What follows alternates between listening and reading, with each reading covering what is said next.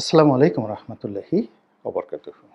সম্মানিত দর্শক, শেখ হাসিনার যে ট্রাম্প কার্ড অর্থাৎ মার্কিন প্রেসিডেন্ট ডোনাল্ড ট্রাম্পকে ব্যবহার করে বাংলাদেশের রাজনীতির যে অঙ্গন, এই অঙ্গনের যে পানি, এই পানিকে ঘোলা করে দেয়া এবং সেই ঘোলা পানিতে তিনি তার রাজনীতির যে মাছ, তাদেরকে তিনি স্বীকার করবেন।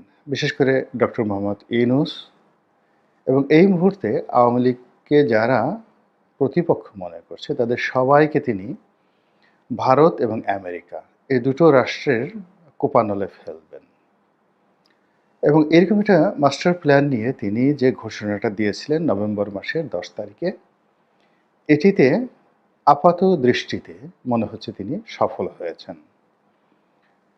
এই যে নূর হোসেন দিবসকে কেন্দ্র করে সাবেক প্রধানমন্ত্রী শেখ হাসিনার যেটা কল রেকর্ড, এটি নিয়ে মূলত বাংলাদেশে ভীষণ রকম তোলপাড় শুরু হয়েছে। অনেকে বলার চেষ্টা করছেন যে এটা একেবারে একটা কথার কথা, তিনি জাস্ট একটা টোক্কা দিলেন, কেউ বললেন যে এই কাজটা তার করা ঠিক হয়নি। আবার এখন অনেকে বলার চেষ্টা করছেন যে পুরো একেবারে ফ্লপ করেছে এবং তিনি যে চাল চেলেছেন সেটা সফল হয়নি, তার ডাকে একটা লোক সাড়া দেয়নি, কোনো লোক আসেনি, হাতে গোনা কয়েকজন লোক এসেছে।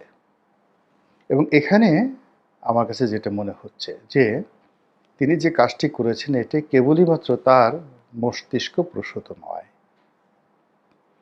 তার এই যে 10ই নভেম্বর নূর হোসেন দিবসে তিনি যেটি করার চেষ্টা করেছেন, তার কল রেকর্ড, কথাবার্তা, কল রেকর্ড ফাঁস এবং পরবর্তীতে যে নাটকগুলো রাজপথে হয়েছে এবং যে ঘটনাগুলো রাজপথে ঘটেছে, এগুলো আবার সময় মতো একেবারে ঝড়ের গতিতে বাংলাদেশ থেকে দিল্লি, দিল্লি থেকে একেবারে হোয়াইট হাউস, হোয়াইট হাউস থেকে ট্রাম্পের যে কার্যালয়, সেই পর্যন্ত পৌঁছে দিতে 1 ঘন্টার বেশি সময় লাগেনি।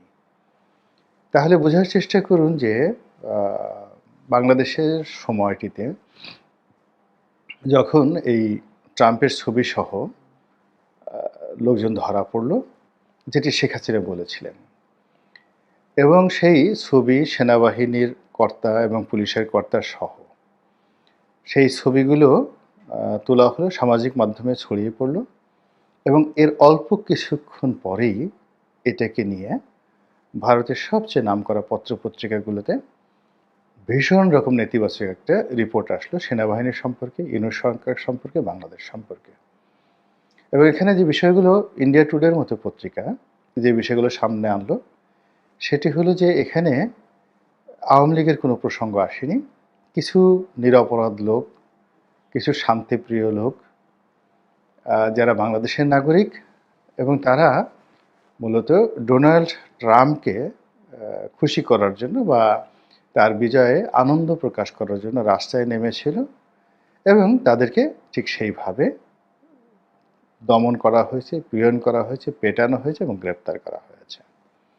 আর এই যে ভারতীয় মিডিয়ার যে কথাগুলো, ঠিক সেম কথাগুলো আমেরিকাতে পৌঁছে গিয়েছে এবং ঠিক সেই ছবিটি, যে ছবিটি সামাজিক মাধ্যমে ঘুরে বেরিয়েছিল এবং যেভাবে ছবি তোলার জন্য শেখ হাসিনা বলেছিলেন, ঠিক সেই ছবিটি আমেরিকার প্রেসিডেন্ট তার যে টুইটার অ্যাকাউন্ট, যেটাকে এখন এক্স বলা হয়, এবং এটা আমেরিকা এবং মধ্যপ্রাচ্য থেকে শুরু করে সারা দুনিয়াতে এলিট যারা আছেন তারা কিন্তু ফেসবুক ব্যবহার করেন না, সবাই টুইটার, ইদানিংকালে যেটা এক্স ব্যবহার করেন এবং এটার মালিক এখন কিন্তু ইলন মাস্ক এবং ডোনাল্ড ট্রাম্প এই নির্বাচনে একে অপরের সঙ্গে বলতে গেলে কাঁধে কাঁধ মিলিয়ে, হাতে হাত মিলিয়ে তিনি যেভাবে কাজ করেছেন, তো সেই কারণে ইলন মাস্ক তার যে এই প্রতিষ্ঠান এক্সকে অর্থাৎ সাবেক টুইটারকে ডোনাল্ড ট্রাম্পের সেবায় নিয়োজিত করেছেন। সর্বোচ্চ রিস্ক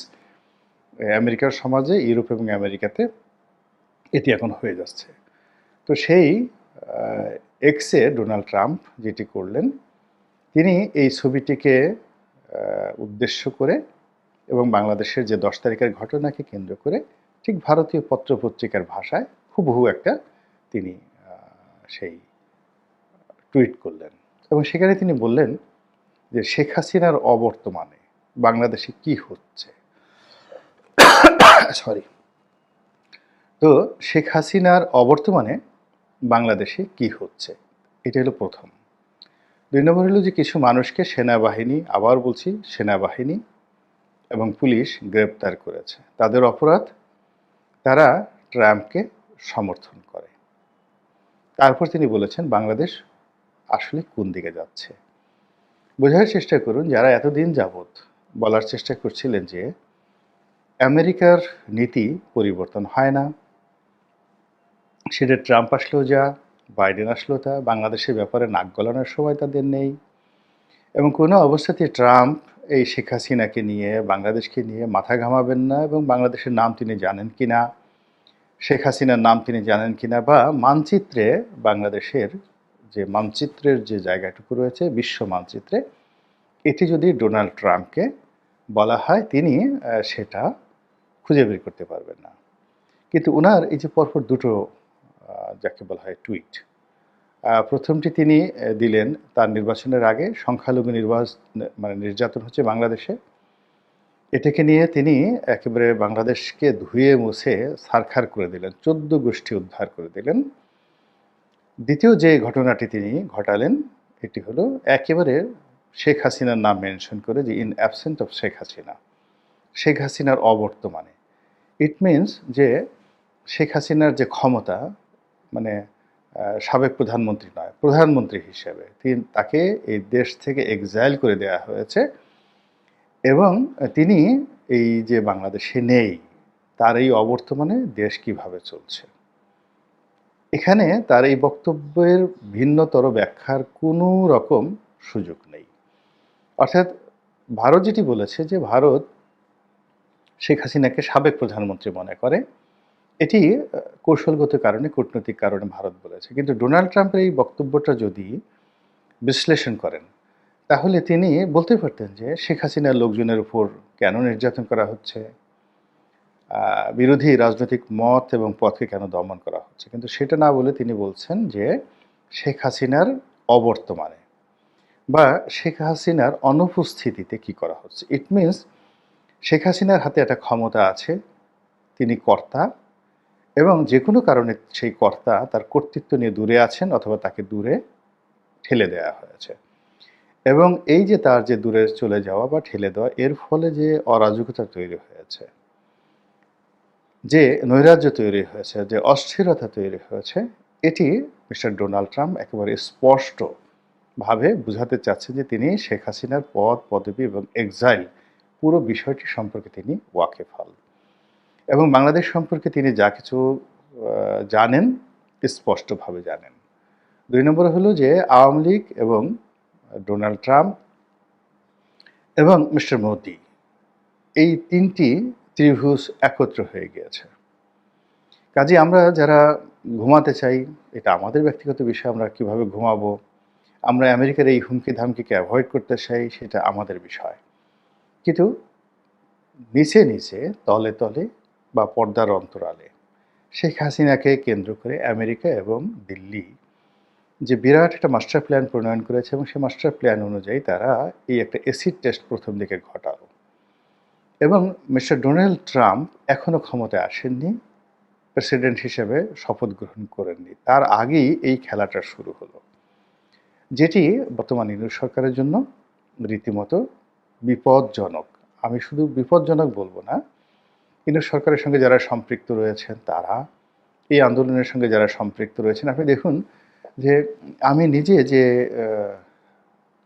রক্ষা পাবো কিংবা সাংবাদিক মাসুদ কামাল তিনি নিজে রক্ষা পাবেন, এর কারণ হলো আমরা ইদানিং নিরপেক্ষভাবে কথা বলার চেষ্টা করছি, কিন্তু আওয়ামী লীগ সরকার আসলে আমাদেরকে ছাড় দেবে না। প্রথমেই বলবে ওই যে মাসুদ কামাল যে শেখ হাসিনাকে মাল বলেছিলেন, বা আমি যে শেখ হাসিনার বিরুদ্ধে লেখা লিখেছি, তাকে টিটকারি করেছি, তার শাসনামলের সমালোচনা করেছি, ওইগুলো অতীতের কর্মকাণ্ডগুলো সামনে এনে আমাদেরকেও কিন্তু অপদস্থ করা হবে। আমরা যে এখন নিরপেক্ষভাবে কথা বলছি বা এই সময়টাতে ঝুঁকি নিচ্ছি, কয়েকজনই তো, এই বাংলাদেশে আমি আছি, দেশের বাইরে মুফাসসিল ইসলাম আছেন, উনি বলছেন, আর এই মাসুদ কামাল সাহেব আছেন। আর অন্যদিকে নিরপেক্ষভাবে কথা বলছেন অনেকটা প্রো বিএনপি, কিন্তু বিএনপিকে সাপোর্ট করলেও তিনি বাস্তব জিনিসগুলো বলছেন, সেটা হলো সাংবাদিক শাহেদ আলম। তিনিও মোটামুটি নিরপেক্ষভাবে বলার চেষ্টা করেন, কিন্তু তিনি আওয়ামী লীগের পুনর্বাসন থেকে শুরু করে অন্য যে বিষয়গুলো রয়েছে রাজনীতি, এই বিষয়গুলোতে উনি ওনার মতামত প্রকাশ করেন। তো এখন যারাই আমরা এই কথাগুলো বলছি, আওয়ামী লীগ আমাদেরকে যে ছাড় দেবে বা দেবে না, এটার বাস্তব প্রমাণ হলো ধরুন এই যে মোস্তফা সরোয়ার ফারুকী, কিংবা ওই যে আওয়ামী লীগের এমপি আফিল সাহেব, আফিল উদ্দিন, তার ভাই বশির উদ্দিন যে এখন উপদেষ্টা মণ্ডলীতে তারা অন্তর্ভুক্ত হলেন, তাদেরকে কিন্তু কেউ ছাড় দিচ্ছে না। ফলে এই যে এখন যা কিছু হচ্ছে, এটা যে কোনো মূল্যে আমরা এই যে সমালোচনা করছি মূলত এই সরকারকে সতর্ক করার জন্য এবং এই সরকারকে স্ট্যাবল করার জন্য, এবং এই সরকার যেন ক্ষমতায় টিকে থাকতে পারে এবং তারা ভালো ভালো কাজ করতে পারে। কিন্তু তারা না করে অনেকগুলো অনাহত বিষয়, অনেকগুলো অনাহত বিতর্ক এবং যাকে বলা হয় অপ্রয়োজনীয় বিষয়াদি নিয়ে এই সরকার খুব ব্যস্ত হয়ে পড়েছে। সরকার যদি এই যে ধরুন শেখ হাসিনা একটা ঘোষণা দিয়েছে, এমনি তো আমরা যারা সাধারণ মানুষ খুব অল্প বুদ্ধি, আমরাই বুঝতে পেরেছিলাম যে এটা শেখ হাসিনা একটা ডাব্বা দিচ্ছেন। আওয়ামী লীগের কোনো নেতাকর্মী একেবারে পুরো মাঠ যদি খালি করে দেওয়া হতো তবুও তারা আসতো না। এবং ট্রাম্পকে নিয়ে যে ৩-৪ জনকে গ্রেপ্তার করা হয়েছে বা ১০-১২ জনকে গ্রেপ্তার করা হয়েছে, এরকম যদি মাঠ খালি করে দেওয়া হতো তাহলে হয়তো ১০০ জন লোক মিছিল করতো, নট মোর দ্যান দ্যাট। তাদেরকে কোনো গ্রেপ্তার করার দরকার ছিল না। কিন্তু দেখা গেল এটা নিয়ে যে অস্থিরতা দেখানো হলো, উত্তেজনা দেখানো হলো, ভয় পাওয়া হলো, মারধর করা হলো, তারপরে আওয়ামী লীগের নারী কর্মীদেরকে মারধর করা হলো, এই বিষয়গুলো ঠিক ২০০০ সেই ৭-৮ সালের মতো হবে না, বা ১৯০০ সেই ৮৬-৮৭ সনের মতো হবে না। এখন টেকনোলজির যুগ, ১ মিনিটের মধ্যে সারা দুনিয়াতে ছড়িয়ে পড়ছে এবং এটার যে ইফেক্ট অ্যান্ড আফটার ইফেক্ট, এটা খুব প্রবল থেকে প্রবলতর হচ্ছে। তো সেই দিক থেকে এই সরকার যে উত্তেজনাটা দেখিয়েছে, তারা এই উত্তেজনার প্রেক্ষিতে যে মিস্টার ডোনাল্ড ট্রাম্প পার্সোনালি এই জিনিসটা এত দ্রুত যাকে বলা হয় তিনি রেসপন্ড করবেন, এটা তারা কাউন্ট করতে পারেননি। তো এখন যেহেতু দেখা গেল যে মিস্টার ডোনাল্ড ট্রাম্প কাউন্ট করছেন, তো কাজেই আগামী দিনগুলোর যে আওয়ামী লীগের কৌশল, তার সঙ্গে সঙ্গে আওয়ামী লীগের যে কোনো কর্মকাণ্ড, এরপরে তাদের যে রাজনৈতিক নেগোসিয়েশন, এই বিষয়গুলোকে যদি সরকারের যারা কর্তা ব্যক্তি রয়েছেন তারা আরও সুগভীরভাবে চিন্তা করেন, প্ল্যান করেন, প্রোগ্রাম করেন, তাহলে আমরা যারা এই সরকারকে ক্ষমতায় আনার জন্য সুদীর্ঘকাল ধরে আন্দোলন করছি, সংগ্রাম করছি, যার যার অবস্থান থেকে কাজ করে যাচ্ছি, আমরা কিছুটা হলেও স্বস্তি পাব। আল্লাহ আমাদের সবাইকে হেদায়েত দান করুন এবং হেফাজত করুন। আসসালামু আলাইকুম ওয়া রাহমাতুল্লাহ।